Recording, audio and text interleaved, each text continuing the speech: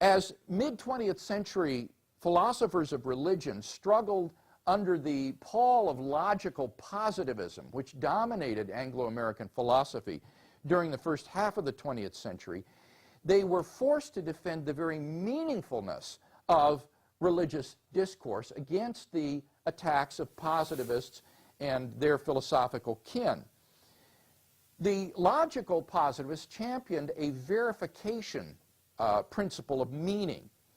According to the verification principle of meaning, which went through a number of revisions, in order to be meaningful, an informative sentence must be capable, in principle, of being empirically verified.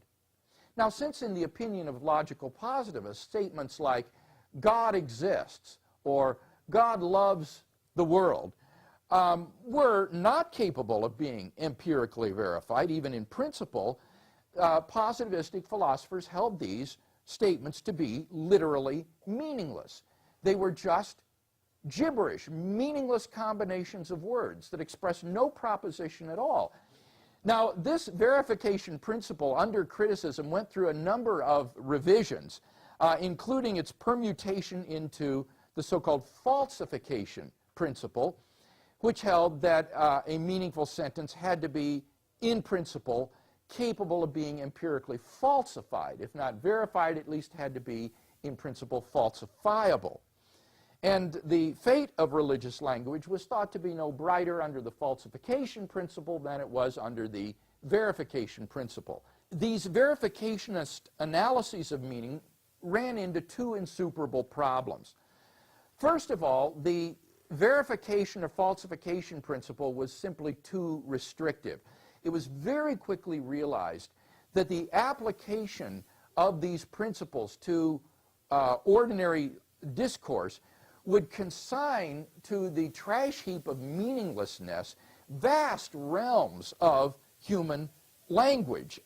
Even scientific statements would be pronounced meaningless in many cases on the basis of the verification or falsification principle. And of course, it was at the altar of science that the logical positivists worshipped, so that it turned out that the verification principle was undoing the very thing that it had been crafted to serve. But secondly, the principle was self-refuting.